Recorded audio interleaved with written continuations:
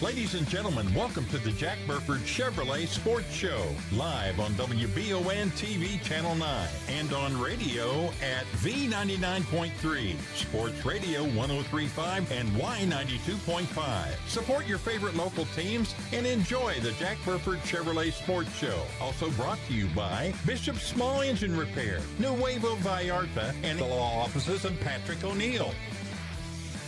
Now let's go live to your hosts, Michael Watkins and Samantha Burford. Good evening, everyone, and welcome into the Jack Burford Chevrolet Sports Show. Michael Watkins riding solo today as we gear up for another exciting week of sports around the area. And, of course, we're a week away from Thanksgiving. Lots of things to be thankful for. We'll talk more about that next week, but we're hoping to continue this ride with the Madison Central football team as they continue rolling in the KHSAA playoffs. We've got a loss for the EKU football team at home to close out their regular season portion of the schedule. EKU basketball, men's and women's, officially full-fledged underway now. Both teams with a home game at the newly renovated Baptist Health Arena. Under their belt, we talk about those two, and we'll hear from A.W. Hamilton and Turner Buttrey following the loss last Monday during that Western Kentucky game. Also, EKU volleyball. They get ready to start postseason play in the ASUN Conference Tournament. So we've got all that coming up for you. But first, we're going to start on the good note, and that is the big win for Madison Central as the Indians knock off GRC by the final score of 45-7, a huge blowout victory for the Indians. And so far in the two playoff games, Central outscoring their opponents 101-7, the first two rounds. That's how dominating, or how much domination has been taking place in these first two rounds of the KHSAA postseason. You look at Class 6A, so just talk about that. That's where we have our lone team remaining still with Madison Central. And just look at the round two games in Class 6A. There were a lot of blowouts. You look at South Warren, maybe the best team in Class 6A. They beat Hopkinsville 51-23. McCracken County losing to Henderson County 41-34. That was the second closest game in Class 6A.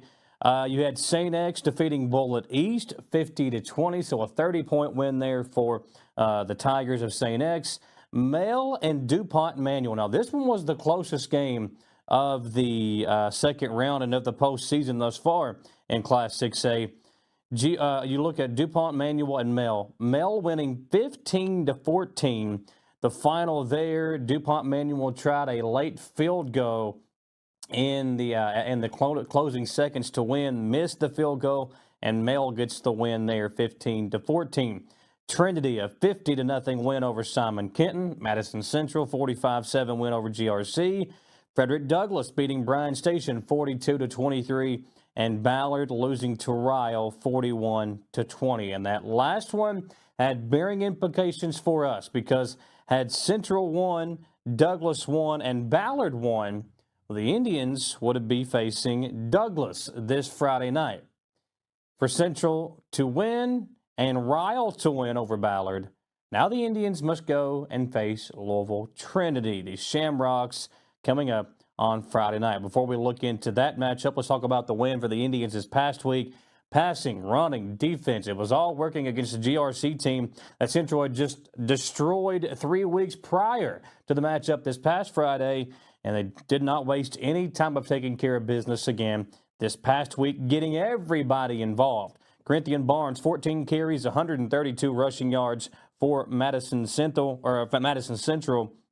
Quincy Compton, 5 carries, 70 yards, and a touchdown. Wiley Mathis had 5 carries, 49 yards, and a touchdown. Davion DeBruce had a pair of scores, the senior, a big night on Friday night. 4 carries, 46 yards, and 2 touchdowns. Carson Herbst looked good throwing the football, as he has been throughout the year, connecting with Christian Lawson. Herbst goes 2 for 2 through the air, both of them to Lawson, both of them going for long touchdowns.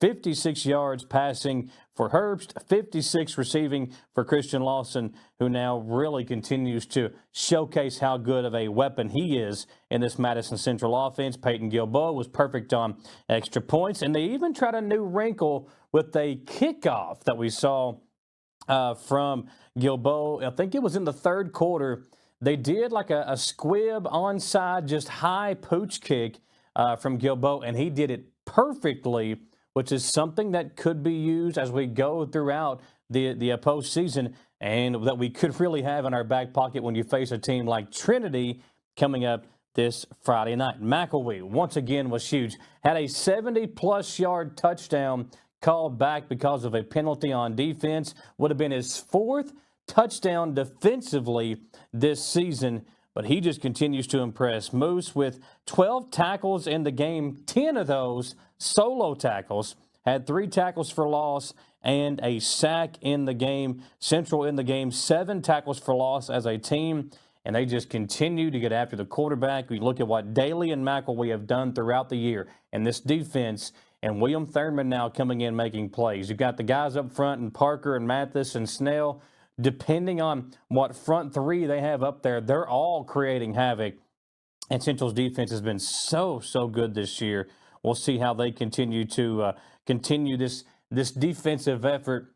When you go up and play a team like Louisville Trinity, that's the matchup tonight or this week for Central. The Indians taking on the Shamrocks. They have only met twice since 1998. Again, this is how far back the KHSAA record books go. Trinity beat Madison Central 39-16 back in 1999 and 62-8 the last time these two teams played back in 2012. And this year's Trinity team is really good. Their only 2 losses coming to Cincinnati Moeller, who's actually coached by former EKU head coach, a former EKU football coach there. And then they lost to St. X out of Cincinnati 17-14. They are undefeated against teams from the state of Kentucky, 10-2 overall, 10-0 against teams from the state. And those wins include a 37-0 win over Frederick Douglass. They beat St. X 35-24 and beat Great Crossing 56-0. All 3 teams that Central faced, one of those, Frederick Douglass, actually beat Central as well. But it'll be interesting to see how the Indians come out and play, because this Trinity team, man, they are for real. Probably, if you ask people around the media, they think Trinity is the state champion this year. So the Indians have a tough task ahead of them. Zane Johnson, the quarterback for Trinity, listen to these numbers. And we know Central's defense all year long, they have struggled to defend the pass. Zane Johnson has 39 touchdown passes. That's over 3 touchdown passes per game and just 3 interceptions. He's thrown for over 2,200 passing yards, 185 passing yards per game for Johnson, and he's got weapons all over the field. Cross Watson is the top receiver as far as yards go. He's got 528 yards, 25 receptions, 8 touchdowns on the year. Caleb Warner for Trinity, 473 receiving yards. He's got 4 receiving touchdowns. Jason Hagan has 7 receiving touchdowns, 21 catches. And Jace Duvall has 10 touchdowns on the year receiving, 360 receiving yards, 25 catches on the year. And in the backfield, you've got Jamarion Berry, who's had 124 carries, 670 rushing yards, 9 touchdowns. Ashton Taylor with 6 rushing touchdowns on the year, 372 yards there. So the weapons aplenty for Trinity, and a big matchup for Madison Central as the Indians, again, who have struggled to defend the pass.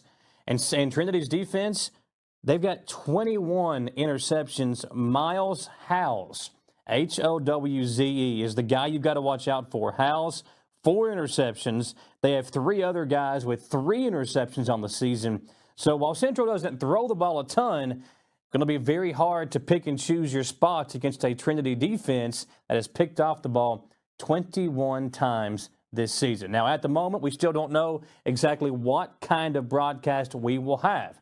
We'll be on radio, we'll be on stream, we'll be on TV as long as as long as Trinity will give us those approvals. As soon as we find out for sure what we're going to be able to do, we're in contact and in talks with them right now on what that'll look like. As soon as we get confirmation as to what kind of broadcast we are doing, we will pass that information along. But it's Trinity, it's Madison Central, it's the region championship level of the Class 6A postseason. and going to be very, very interesting to see how the Indians go on the road and perform. We saw what happened a few weeks ago against St. X on the road, where they had the ball inside the 20-yard line 3 times, fumbled it. Got to take care of the football. You've got to score some points, and you've got to defend a very, very tough Louisville Trinity team. That's going to do it for our first segment here on the Jack Burford Chevrolet Sports Show. A special thanks to all of our great sponsors as well. If you see a commercial that'll be playing during the broadcast here, we'll talk about those sponsors later on. Go by and tell these folks thank you for allowing Samantha and myself to come on here each and every single Monday, look back at the week that was, look ahead to the week that's going to be, and just talk sports with all of our great folks here in Madison County. We'll step aside and come back. A lot more to get into on another Monday night in Richmond. It's the Jack Burford Chevrolet Sports Show.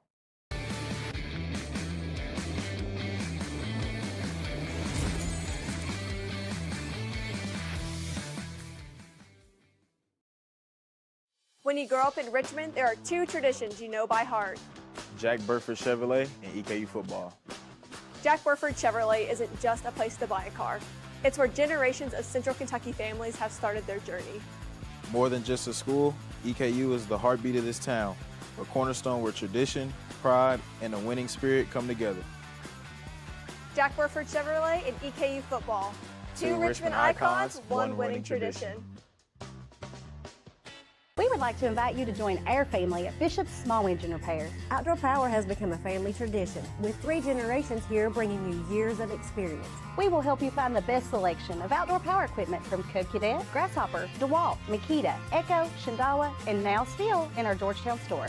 Or bring your equipment into our service department. We will keep it running for years to come. And as with all families, we have to keep Mama happy.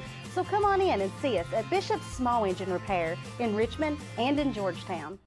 Who makes the best meal in Richmond? Nuevo Vallarta. Friendly service, a place that's good for kids and good for groups. Head to Nuevo Vallarta on Big Hill Avenue in Richmond. Nuevo Vallarta is known for warm hospitality, great prices, great food, and the best fajitas in town.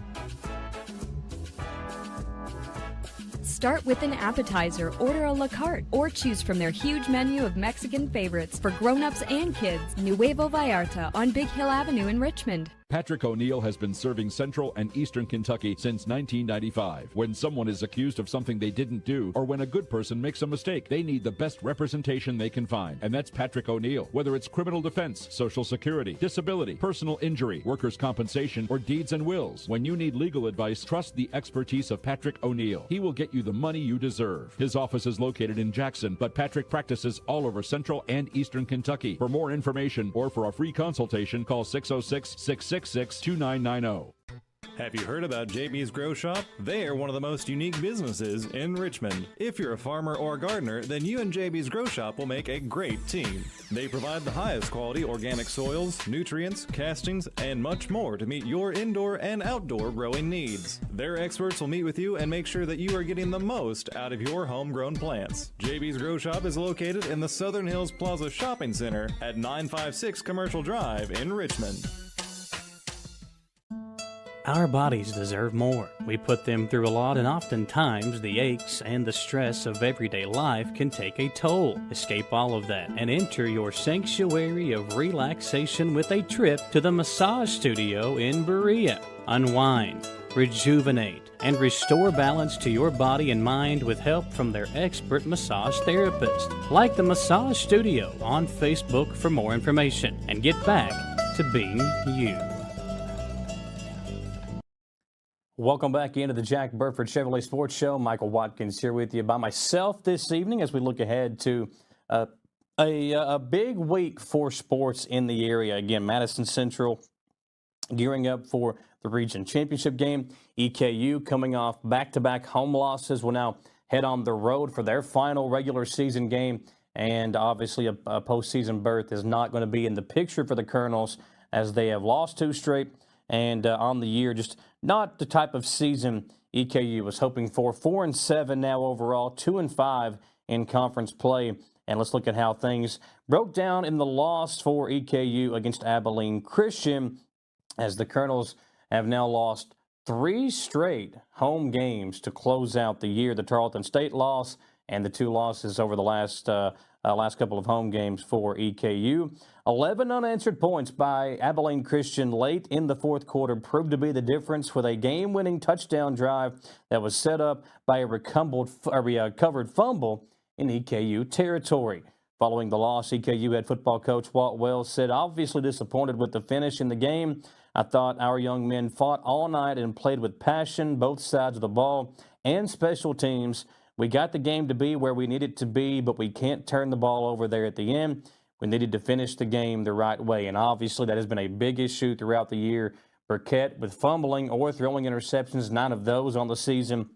It has been a struggle for the quarterback, Miles Burkett, who had 10 completions and 155 passing yards, but not enough to get the Colonels over the hump, who dropped to 4-7 on the season, while Abilene Christian continues their strong play in conference play, now still atop the UAC. The Wildcats struck first with a 30-yard field goal with 6:28 remaining in the first quarter, following a 15-play, 74-yard drive. A great way to get their offense going. The EKU defense came up big on the next ACU drive as linebacker Gabe Stevens came in on a clear shot of the quarterback, recording a sack fumble that was recovered by Jeremiah Bailey, a senior making a big play on senior day, and that was taking place at the EKU 47-yard line, and it ended the first quarter. The Colonels were able to get 3 points of their own off the turnover as Buzz Flabiano drilled a 41-yard field goal with 12:28 in the second quarter to tie the game at 3. Neither offense got much momentum going, battling winds in excess of 30 miles per hour, with each team punting on its own remaining drives, 3 for EKU, 4 for ACU, and the Wildcats produced the only 2 first downs the rest of the half. So the wind, good defense, all that taking into account, with a 3-3 tie at halftime. ACU took the lead with 4:20 remaining in the third quarter with a 21-yard field goal after the Wildcats started their drive on EKU's 41-yard line after Jacob Baker's punt was knocked down by the north blowing wind. So even the punters were having issues on Saturday. On the next possession for the Wildcats, ACU was able to drive down to the Colonels' 28-yard line, but with strong winds in their face, the Wildcats went for it on 4th and 10 and came up a half-yard short, forcing a turnover on downs where the EKU defense who got the ball back. The Colonels' offense capitalized on that opportunity as quarterback Miles Burkett found wide receiver Jackson House down the middle for a 55-yard gain down to the 10-yard line of ACU. 2 plays later, running back Braden Latham powered his way in for a 3-yard touchdown run to put EKU up 10-6 with 9:13 left in the game. ACU then pulled within 1 after converting on a 25-yard field goal that capped off a 7-play, 67-yard drive that took a lot of time off the clock. There was just 6.5 left. EKU were going to have the football with the chance to kind of close this game out. On the first play of the ensuing drive, Burkett lost the ball while being sacked as the Wildcats recovered the loose ball, setting themselves up at EKU's 11-yard line, already beginning a drive in field goal range. 3 plays later, the Wildcats took the lead with a 6-yard touchdown pass and a 2-point conversion to go up 17-10 with 4:08 remaining. EKU went 3 and out on its next drive before ACU was able to milk 2:59 off the clock before pinning the Colonels at their own 16-yard line with 17 seconds remaining. The Colonels were unable to complete a pass on their last drive, with the game ending 17-10. And another low-scoring game between EKU and their opponents. That has been the case all year long, especially at home. Take away the Austin Peay game. That Colonels offense, the Colonels points were never really there, especially at home. We saw that again on Saturday where the Colonels, again, losing 17-10. Time of possession, a big factor in this game. 35 minutes, 19 seconds for ACU, just 22-12 for Eastern. 4th downs, Eastern 0 of 1, ACU 1 of 2. 3rd downs have been a big issue all season for Eastern. 2 of 12 on Saturday, just 8 first downs compared to 24 first downs for Abilene Christian. And total yards, listen to this, just 165 total yards in the game for EKU, just 10 rushing yards. A very rough performance for the EKU offense, and Walt Wells spoke about it after the game. Well, obviously disappointed with the finish in the game. I thought our young men fought hard all night. I thought they played with extreme passion and played extremely hard. I think both sides of the ball and special teams did that. But, you know, you've got to produce on one side of the ball to continue to give the other side hope in life. And our defense kept playing and playing hard. We got the game to where we needed it to be. And, you know, coming out in the second half, I knew it was going to be that type of game. When we came out and we stopped them, I thought, all right, we've got a chance here to make this a low-scoring game. It's going to be a tough game. It's going to be a defensive struggle, and we did that. But, you know, we can't turn the ball over there at the end and give it to them in the red zone, and that's a mistake that, you know, obviously we've got to coach better and we've got to play better on that, and then finish the game the right way. And so, you know, I'm disappointed for our fans. I'm disappointed for those players especially and those coaches that poured their heart into everything this week.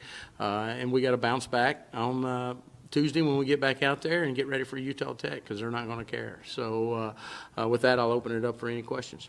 Yeah. Coach Wells, Aiden Bauer, Eastern Progress. Yeah, nice. How do you evaluate the quarterback play tonight, both in terms of decision-making and handling pressure?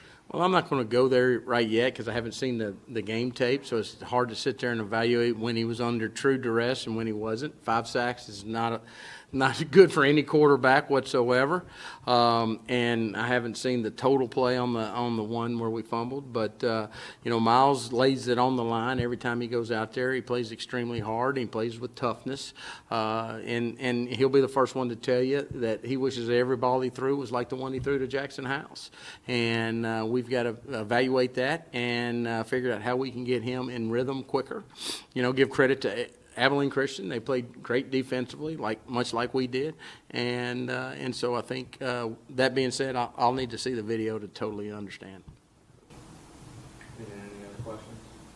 Coach, obviously, you know, you get that big pass from Burkett to House that sets up the offense. Latham punches it in, you know, 10-6, and then, you know, it just kind of tumbles from there with, you know, Miles' fumble and the Abilene touchdown.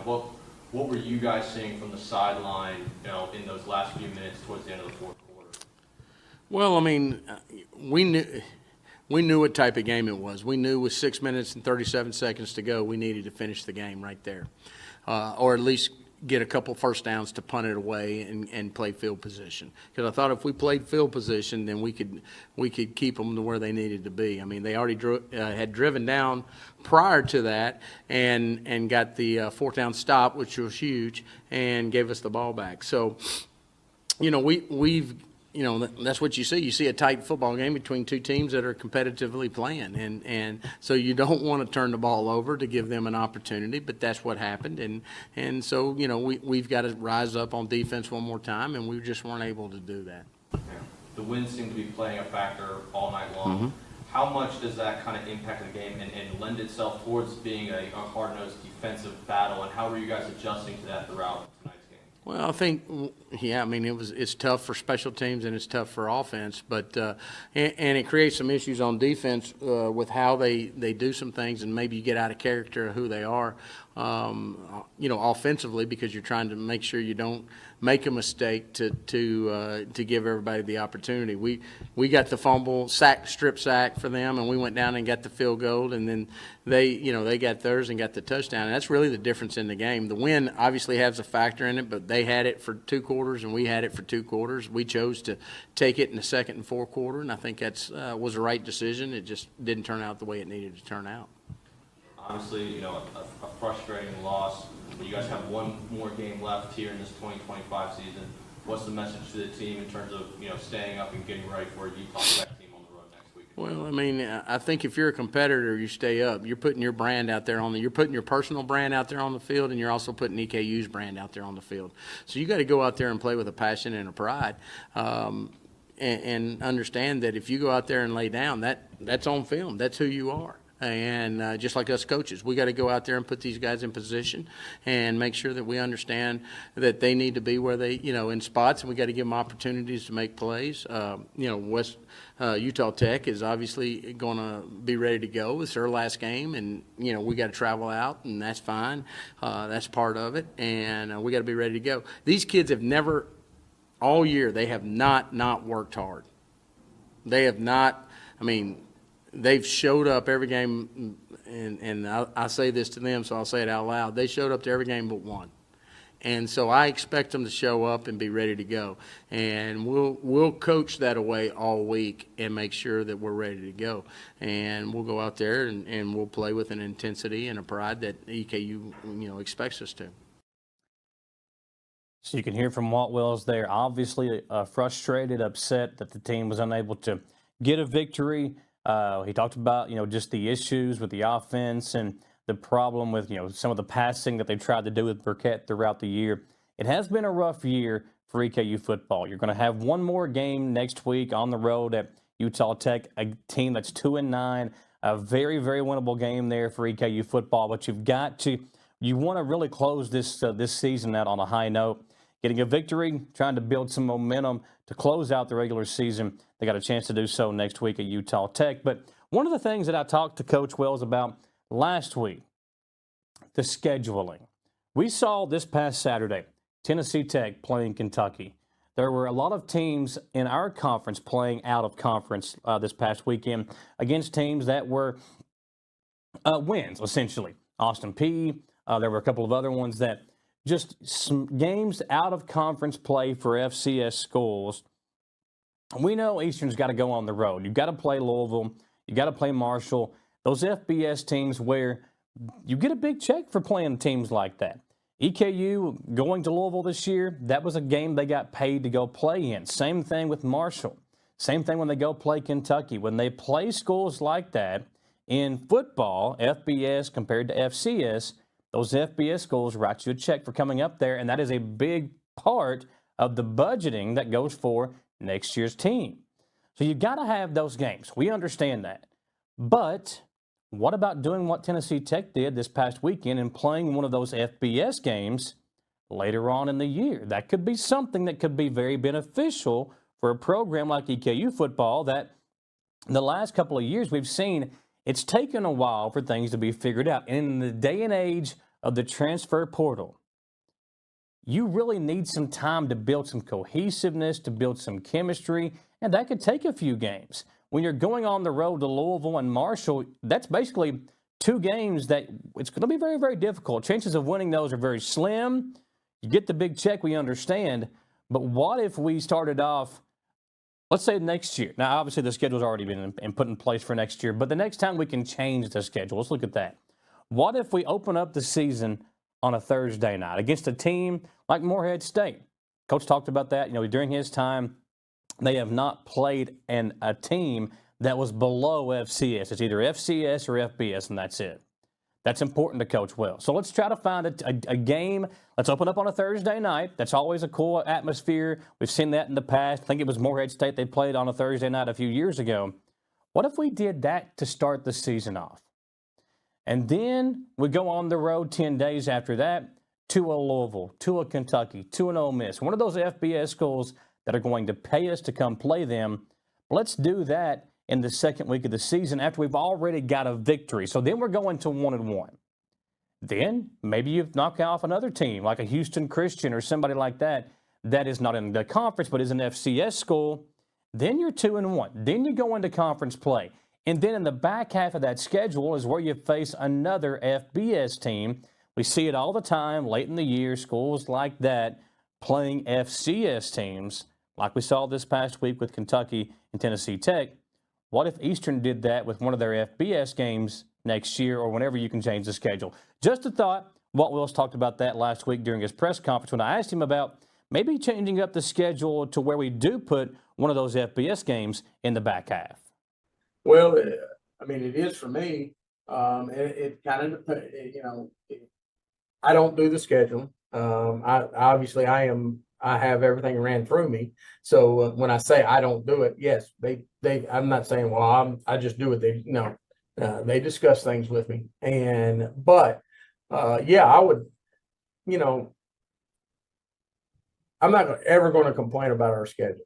It's just, I don't think that's right. And if you're a competitor, you expect to play who you're supposed to play, and you expect to win against who you're supposed to play. We played in 6 years, we played 12 FBS programs. That's a lot. But, that's what we have to do here. And I'm okay with that. Sure, one at the end, I don't know. I mean, you look at Tennessee Tech, they're undefeated and they got to go play Kentucky. Do you want your streak broken at the end? Do you not want it started at the beginning? If it happens that way, I know they believe they're going to win, and I think they should believe that way. And I know Kentucky, way they're playing right now, they believe they're going to win, and so it should be a fun game. But it is what it is, and you just have to deal with it. The one thing that I'm proud of is, in my time here, we've never not played anybody that's not FCS or higher, and I think that's the way it should be. I'm for that. Now, does that cost you at times? Sure it does. And when you talk scheduling, in 16 years, this will be the 16th ranked opponent that we played. I think that says a lot about what we've been doing. And I'm not here to justify what we've been doing. I'm here you asked a question, I'm answering it. I like doing that. I think that's good for your program. I think that's good for your fan base. I think that's good for building the culture of your football team. Is it always going to work out the way you want it to? No. We've got a pretty good record. I think we're sitting right at 500 against those ranked teams. So I enjoy playing ranked opponents. I think the better the opponent, you better know. You better sharpen your tool and be ready, and it keeps you fit, so to speak. When you have a frustrating season like the Colonels have had, there will be some changes. We'll see what those changes are. We'll see how they close out the season next week at Utah Tech, and we'll see how things go in the offseason for EKU football. Because I know Walt Wells, he is not going to like the way this year went. He is going to get right back to work immediately and try to fix those things going in to next year. Some more EKU sports to talk about when we come back. Don't go anywhere, folks. We're live here in Richmond on the Jack Burford Chevrolet Sports Show.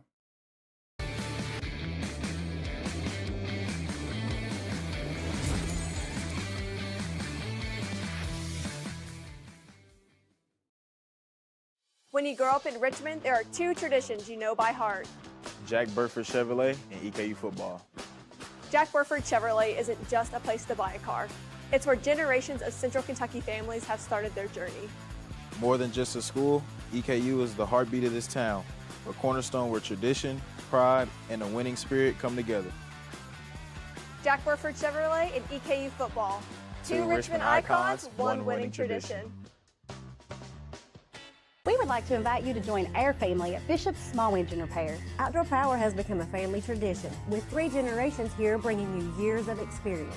We will help you find the best selection of outdoor power equipment from Code Cadet, Grasshopper, DeWalt, Makita, Echo, Shindawa, and now still in our Georgetown store. Or bring your equipment into our service department. We will keep it running for years to come. And as with all families, we have to keep Mama happy. So come on in and see us at Bishop's Small Engine Repair in Richmond and in Georgetown. Who makes the best meal in Richmond? Nuevo Vallarta. Friendly service, a place that's good for kids and good for groups. Head to Nuevo Vallarta on Big Hill Avenue in Richmond. Nuevo Vallarta is known for warm hospitality, great prices, great food, and the best fajitas in town. Start with an appetizer, order a la carte, or choose from their huge menu of Mexican favorites for grown-ups and kids. Nuevo Vallarta on Big Hill Avenue in Richmond. Patrick O'Neill has been serving Central and Eastern Kentucky since 1995. When someone is accused of something they didn't do, or when a good person makes a mistake, they need the best representation they can find. And that's Patrick O'Neill. Whether it's criminal defense, Social Security, disability, personal injury, workers' compensation, or deeds and wills, when you need legal advice, trust the expertise of Patrick O'Neill. He will get you the money you deserve. His office is located in Jackson, but Patrick practices all over Central and Eastern Kentucky. For more information or for a free consultation, call 606-666-2990. Have you heard about JB's Grow Shop? They are one of the most unique businesses in Richmond. If you're a farmer or gardener, then you and JB's Grow Shop will make a great team. They provide the highest quality organic soils, nutrients, castings, and much more to meet your indoor and outdoor growing needs. Their experts will meet with you and make sure that you are getting the most out of your homegrown plants. JB's Grow Shop is located in the Southern Hills Plaza Shopping Center at 956 Commercial Drive in Richmond. Our bodies deserve more. We put them through a lot, and oftentimes the aches and the stress of everyday life can take a toll. Escape all of that and enter your sanctuary of relaxation with a trip to the massage studio in Berea. Unwind, rejuvenate, and restore balance to your body and mind with help from their expert massage therapist. Like the Massage Studio on Facebook for more information, and get back to being you.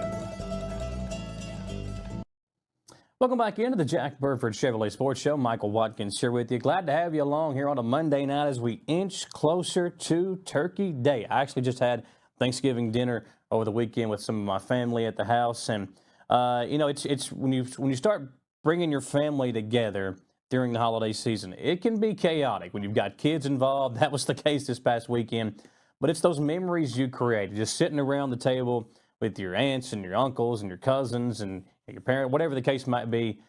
Just want to give you a reminder. I've seen a lot of people losing family members over the last few, month or so. Take advantage of your family time. Don't be in a rush to leave the house. Don't be in a rush to get to your next destination. Take as much time as you can. Soak in the holidays. Make those memories, and let's have a good closeout to 2025.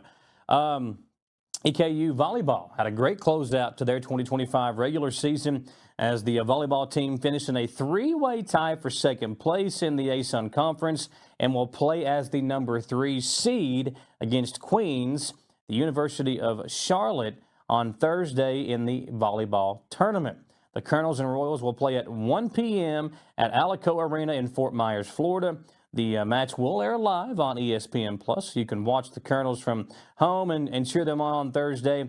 EKU posted a 12-4 ASUN record and tied with Jacksonville and Central Arkansas for second in the conference standings. Florida Gulf Coast went 13-3, won the regular season championship, and they earned the number 1 seed. Jacksonville is the number 2 seed in the conference tournament. UCA is the number 4 seed. Lipscomb, who was 10-6, is the 5 seed. And Queens had a 9-7 conference mark and is the number 6 seed. Rounding out the standings, North Alabama, North Florida, and the tournament field, including those 2 teams as the 7 and 8 seeds. The winner of the EKU Queens match will face the winner of the Jacksonville North Alabama match in the semifinals on Friday at 4 p.m. And the championship match is scheduled for 1 p.m. on Sunday. All tournament matches will air live on ESPN+.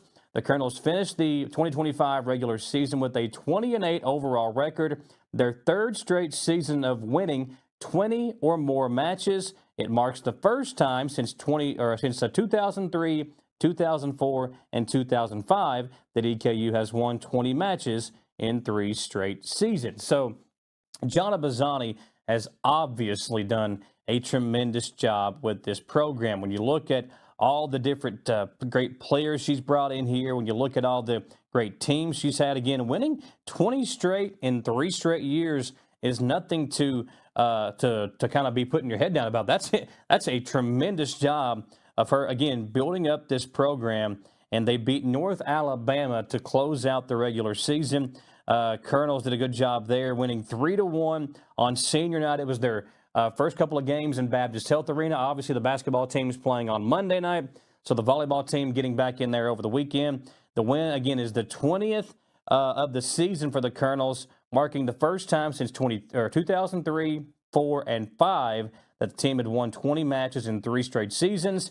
And they begin play on Thursday in the conference tournament. So following that win over North Alabama, Coach talked to the media about the victory, about the seniors who have been so important. And again, these seniors are a big reason why the last 3 years they've had 20 wins or more. So let's hear from Coach Bazzani and one of the EKU volleyball players, Emily Hill, who's been a really big piece of this team as well, after a win on senior night this past weekend at Baptist Health Arena. One thing is like the response coming in today from last night, I think was huge. I think our team just needed a reset, and I think having that belief and confidence that we are a great team is exactly what we needed. And I think, especially on senior day, can we play EKU volleyball, our last home game in Richmond, with this team? And I just love how we came out those first 2 sets. We were unstoppable. Our passing we were setting out at such a great percentage. And so I think it was just great to kind of finish strong, especially being at home in our last regular season game. Really kind of same question, just take us through the match and how you guys won today. Yeah, kind of just going off Jonna, we did not play EKU volleyball last night, which is just a little disappointing, being the first game here back home and just having such a great conference season so far. And I just think we just put an emphasis on, coming out, playing our game, and then just instilling confidence in each other. And an emphasis for today was just either playing for the seniors or playing for the person next to you, whoever it is. So I think that just kind of drove our confidence up, and we kind of just turned the page from yesterday. Coach, 20 wins for 3 straight years, hasn't been done since 2005. What's that mean to you? I mean, you got to give credit to these seniors. I mean, those 3 have been through it, and they've been part of it for the last 3 years, and I think it just takes this team. I mean, they're all so bought in. We are one family. We train really hard together, and they play for one another, and so I think it's just impressive to have a team that can do that consistently the last 3 years is very impressive, and I think it just kind of shows what our program's all about.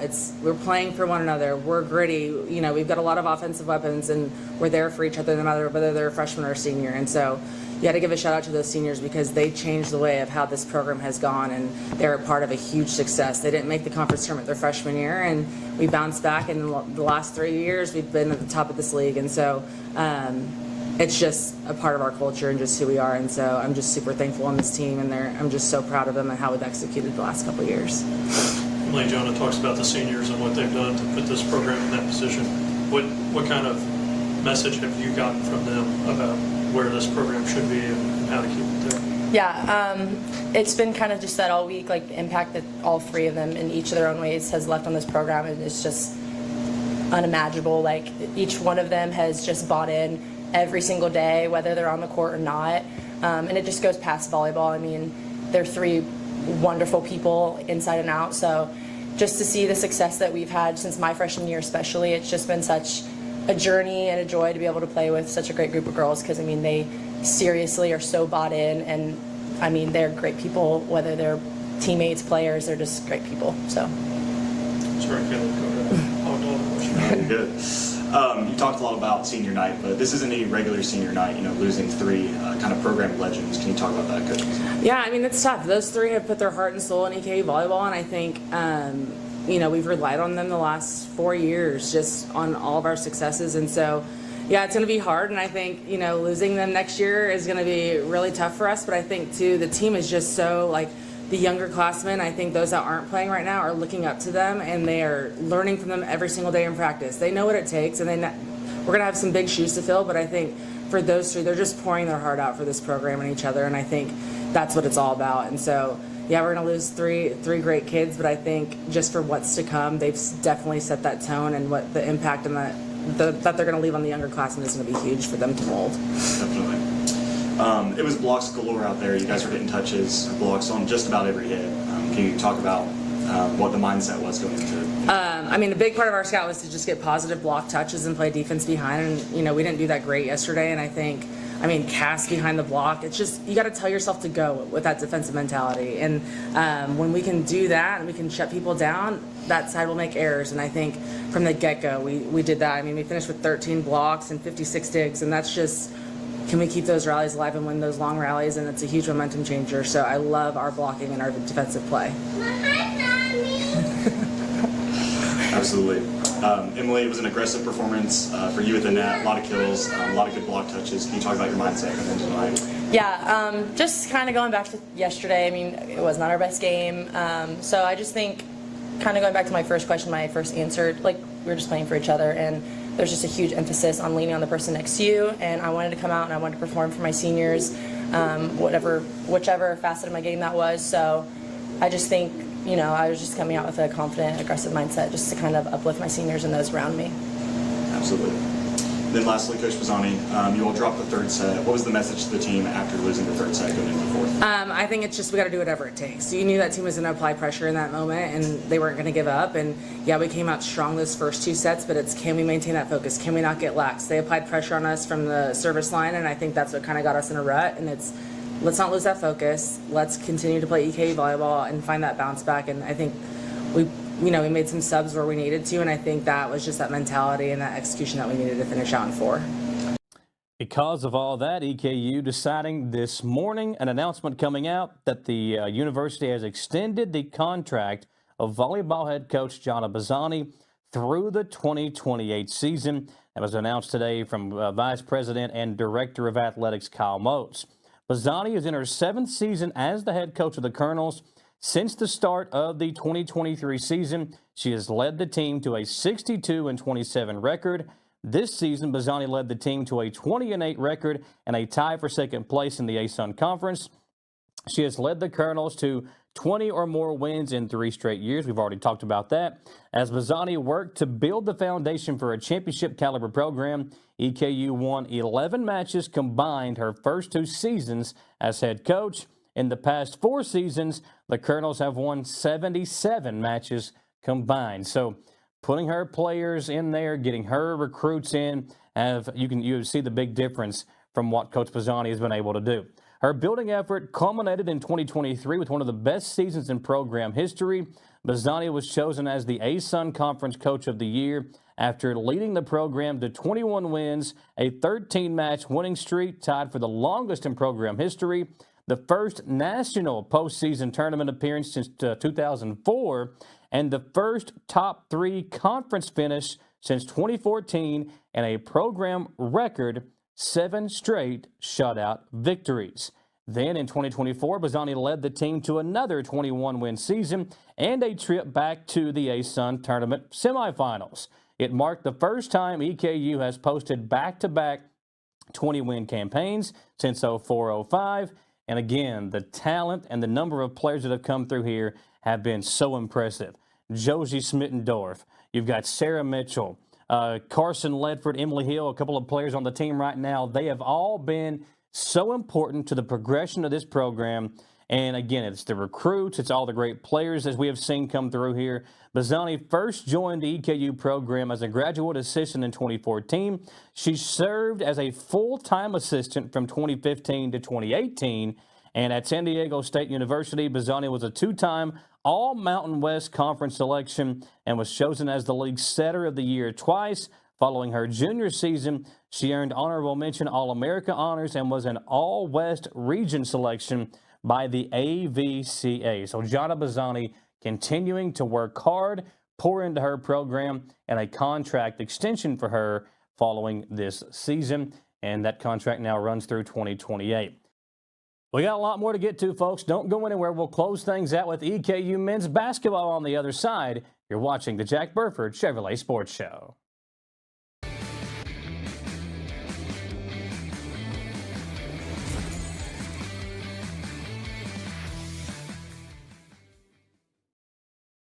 When you grow up in Richmond, there are 2 traditions you know by heart. Jack Burford Chevrolet and EKU football. Jack Burford Chevrolet isn't just a place to buy a car. It's where generations of Central Kentucky families have started their journey. More than just a school, EKU is the heartbeat of this town, a cornerstone where tradition, pride, and a winning spirit come together. Jack Burford Chevrolet and EKU football. 2 Richmond icons, 1 winning tradition. We would like to invite you to join our family at Bishop's Small Engine Repair. Outdoor power has become a family tradition, with 3 generations here bringing you years of experience. We will help you find the best selection of outdoor power equipment from Code Cadet, Grasshopper, DeWalt, Makita, Echo, Shindawa, and now still in our Georgetown store.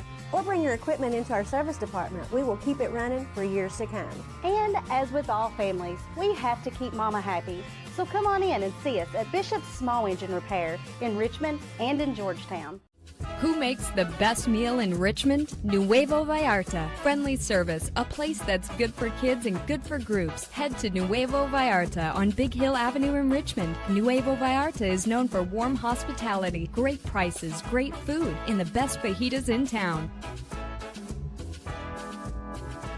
Start with an appetizer, order a la carte, or choose from their huge menu of Mexican favorites for grown-ups and kids. Nuevo Vallarta on Big Hill Avenue in Richmond. Patrick O'Neill has been serving Central and Eastern Kentucky since 1995. When someone is accused of something they didn't do, or when a good person makes a mistake, they need the best representation they can find. And that's Patrick O'Neill. Whether it's criminal defense, Social Security, disability, personal injury, workers' compensation, or deeds and wills, when you need legal advice, trust the expertise of Patrick O'Neill. He will get you the money you deserve. His office is located in Jackson, but Patrick practices all over Central and Eastern Kentucky. For more information or for a free consultation, call 606-666-2990. Have you heard about JB's Grow Shop? They are one of the most unique businesses in Richmond. If you're a farmer or gardener, then you and JB's Grow Shop will make a great team. They provide the highest quality organic soils, nutrients, castings, and much more to meet your indoor and outdoor growing needs. Their experts will meet with you and make sure that you are getting the most out of your homegrown plants. JB's Grow Shop is located in the Southern Hills Plaza Shopping Center at 956 Commercial Drive in Richmond. Our bodies deserve more. We put them through a lot, and oftentimes the aches and the stress of everyday life can take a toll. Escape all of that and enter your sanctuary of relaxation with a trip to the massage studio in Berea. Unwind, rejuvenate, and restore balance to your body and mind with help from their expert massage therapist. Like the Massage Studio on Facebook for more information, and get back to being you. We're back on the Jack Burford Chevrolet Sports Show. Of course, last Monday we were live from Baptist Health Arena as the arena was fully unveiled. The Colonels welcoming in Western Kentucky, a huge atmosphere, a huge game in Richmond, and not only a big day for EKU men's basketball and women's basketball and volleyball will be playing in there, but a big day for the community of Richmond and Madison County with that arena being fully renovated and ready to go. And it was a big game last Monday. The Colonels, however, losing to Western Kentucky in the first game in the new arena. EKU's strong non-conference schedule takes the Colonels now to Kent State, where they'll play the number 24 ranked mid-major team in the country. The contest will begin at 7 p.m. tomorrow, and it's going to be a big, big day for the Colonels as they try to go on the road and get a victory. And you can watch that game live on ESPN+. They're coming off a 92-62 loss at Vanderbilt on Wednesday. The Commodores entered the game ranked number 26 in the latest coaches poll and number 30 in the AP poll. In the last two games for the Colonels, and the loss to Western and the loss to Vanderbilt, Montavious Merrick has dished out 10 assists combined, finishing with 5 against Western and 5 at Vanderbilt. He also had 8 points, 8 rebounds, 2 steals, and 2 blocks against the Commodores. As for Kent State, they have won 4 in a row since beginning the season with an overtime loss to Troy. The Golden Flashes have beaten Cornell, UNC Wilmington, Cleveland State, and Wright State in overtime. And this is the first ever meeting between EKU and Kent State in basketball. The two teams have never met despite being separated by only 5.5 hours. So a big chance for the Colonels to get back in the win column tomorrow. Following that loss last week, both Turner Butchery, Austin Ball, and A.W. Hamilton were very upset as to how that game finished. They talked about it following the game. I think they just got their hands on a few more balls. Got some run-out layups we weren't getting back. They were able to just get some very easy shots that we had limited for most of the game, and at the end of the game, they were just able to get some very easy shots, and we didn't stop them. Yeah, I mean, I'll piggyback off that. We just didn't play our style of basketball. We didn't force as many turnovers as we always do. Did a lot of things that we don't do, and I was a part of that. And it's time for me to step up and take accountability and be a better basketball player myself. And then us as a whole, like he said, I mean, they just at the end of it, they wanted a little bit more than we did, and we just got to bounce back. And it just sucks, but it's life. You mentioned only 3 turnovers that you guys were able to force tonight. Was there anything in particular that they were doing to take care of the ball and kind of disrupt the plans you guys had to turn them over more? No. I think that we were sagging off a lot of their guys because not many of them could shoot at all. And I think that we kind of got the mindset of, don't try to force them into turnovers. Just kind of back off of them. And that's on us. I mean, our coaching staff, we had an incredible scout. We had a great plan for this game.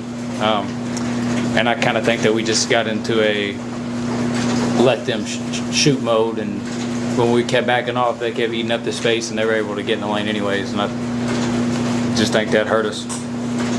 Yeah. And it obviously hurt you not having Monk out there for the last couple of minutes there. Coming in and out a couple of times there. Yeah. Kind of limited what you guys could do offensively and defensively. Yeah, I think last time we played them here, we didn't have Tate the last 6 minutes of the game because he was cramping. And then, Mont cramps today, and, it just sucks, but it's part of the game, and, can't make excuses. They beat us. But, Mont going down, and, that definitely hurt. He's a huge part of our team. But, it's part of the game, so. Was the difference. He hit a big three, comes up with a huge steal. I thought he was really good, and I'm happy for that kid. We recruited him. He's a talented player. I just think the first half we didn't come out crisp like I thought we would. I thought we took some bad shots early. I didn't think we were getting good ball movement. And then we got in foul trouble. Western does a really good job. They just attack the rim. And we were kind of daring them to try to beat us from the three-point line. But I thought the first half we didn't play well, and we're down by one. I thought, we had an opportunity because I thought we guarded them well enough. I think in the first half, they shot 38%, and we were down one. And that was disappointing. I thought we take a lot of threes, but we don't want to take bad ones. I thought we just took a bunch of bad ones. We probably took 4 or 5 really bad ones, and we got to learn from that. But and then in the second half, they kept attacking the rim, and they kind of wore us down. They got 42 points in the paint. You're going to ask the same question I'm going to ask, but it's just shocking to look at the stat sheet and see you guys only forced 3 turnovers. Now we had 2 points up. Yeah, Nathan, in the first half, there's a few times we scored. We didn't even jump into the presses, and it was a lot of that was our new guys. They maybe they don't understand exactly, but we had talked about that at halftime. Like, no, when we score, we're right in your guy's face. We call them tough catches, and we didn't take advantage of that. We were just a little out of sorts, a little out of character. I don't know if we're, too pumped up to play the game or what it was, but we shouldn't have been. We shouldn't have been. And, but in the second half, we did much better, but we weren't disruptive enough in our press.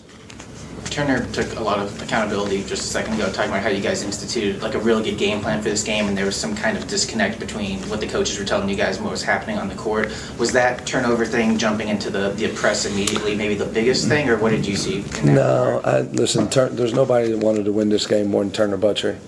He's a special kid. He's Bowling Green. Grew up and look, the kid played his heart out. He played his heart out, and MJ got in foul trouble, and then MJ never got into a good rhythm in this game, and then I had to play Turner primarily at the 1, and I wanted to get him off the ball so I can get him some shots, and he just never got into a rhythm. And Turner's such a competitive kid. He's going to see everything in this game and beat himself up, but we can't do that. We don't have time. We've got to learn from this, and we got to keep moving. This is game 2. Can EKU a chance to get back in the win column following that game tomorrow night? Good luck to EKU. Good luck to EKU women's basketball. They're back in action this week. They play tomorrow as well. Football will close out their season at home or on the road against Utah Tech. So plenty of chances for our coverage area teams to get some big wins. The biggest one, Madison Central football at Trinity, coming up on Friday. Again, as soon as we know what we're doing with our broadcast, we will pass that along. Thanks for watching. Thanks for joining us here, folks. We'll see you next time on the Jack Burford Chevrolet Sports Show.